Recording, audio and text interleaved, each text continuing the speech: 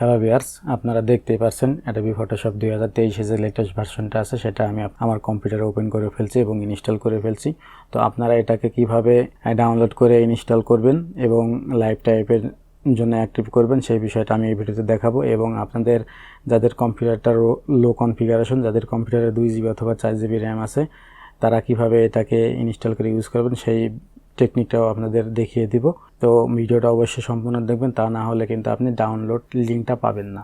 তো আপনারা দেখতেই পাচ্ছেন যে এটা হেল্পে এসে আমি ফটোশপে এখানে আসলাম। আপনারা এখানে দেখতেই পাচ্ছেন যে Adobe Photoshop 24 যে ভার্সন, একদম লেটেস্ট ভার্সন। তো এটা আপনার কিন্তু একদম সব টুলসই কিন্তু ওয়ার্ক করে এবং আপনারা দেখতেই পাচ্ছেন এটা কতটা ফাস্ট। যদিও আমার এখানে কিন্তু ব্যাকগ্রাউন্ডে একটা স্ক্রিন রেকর্ডার চালু আছে, তো দেখতে পাচ্ছেন এটা কতটা ফাস্ট কাজ করে এবং প্রতিটা টুলেই কিন্তু কাজ করে।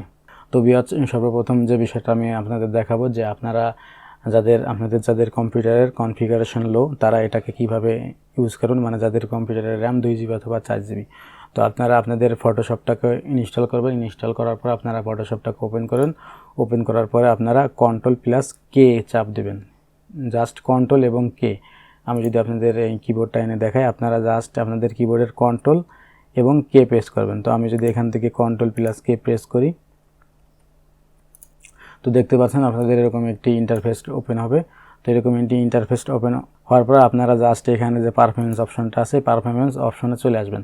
তো আপনারা দেখতে পাচ্ছেন যে এখানে আমার কম্পিউটারে কিন্তু 8GB র্যাম এবং এখানে অ্যাভেলেবেল 4GB আছে। তার মানে যাদের কম্পিউটারে 4GB র্যাম আছে তারা কিন্তু খুব ভালোভাবেই এটাকে ইউজ করতে পারবেন, এবং যাদের কম্পিউটারে 2GB র্যাম আছে তারা এখান থেকে কিন্তু র্যামের যে রেঞ্জটা আছে এটাকে কমিয়ে বাড়িয়ে নিতে পারবেন।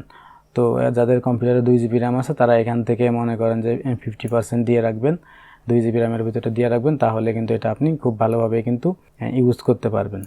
তো এটা একটু স্লো চলবে কিন্তু তারপরেও কিন্তু ভালোভাবে কাজ করতে পারবেন। তো আশা করি আপনারা বুঝতে পারছেন যে যাদের কম্পিউটারের কনফিগারেশন লো তারা কিভাবে এটাকে ইউজ করবেন। তো এখন বিষয়টা হচ্ছে আপনারা এটাকে ফটোশপ 2023টাকে আপনারা কোথা থেকে ডাউনলোড করবেন এবং ইনস্টল করবেন। তো ভিউয়ার্স, আমি আসলে ডিসক্রিপশনে ডাইরেক্ট লিঙ্ক দিব না, কারণ ডিসক্রিপশনে লিঙ্ক দিলে ইউটিউবে আমাকে স্ট্রাইক দিয়ে দেয়। অলরেডি কিন্তু আমার চ্যানেলে একটা স্ট্রাইক চলে আসে এই ধরনের লিঙ্ক শেয়ার দেওয়ার কারণে। তো এটাকে আমি আমার ডিসক্রিপশনে আমার ফেসবুক পেজের লিঙ্ক দেওয়া থাকবে, মানে ফেসবুক পেজের নিচেই একটা লিঙ্ক দেওয়া থাকবে, ফটোশপ ভিডিও বা ফটোশপ টিউটোরিয়াল লিখে বা ফেসবুক ভিডিও লিখে একটা লিঙ্ক দেওয়া থাকবে। আপনারা সেই লিঙ্কে ঢুকবেন। তো সেই লিঙ্কে ক্লিক করলে আমার ফেসবুক পেজের লিঙ্কে চলে যাবে। তো ফেসবুক পেজে মূলত কিভাবে ইনস্টল করা আছে এই বিষয়টা পুরো কীভাবে ইনস্টল করবেন এবং কিভাবে অ্যাক্টিভ করবেন সেই বিষয়টা একদম ডিটেলস দেওয়া আছে, এবং ফেসবুকের ভিডিওর ডিসক্রিপশনে এটার ডাউনলোড লিঙ্কটা দেওয়া আছে।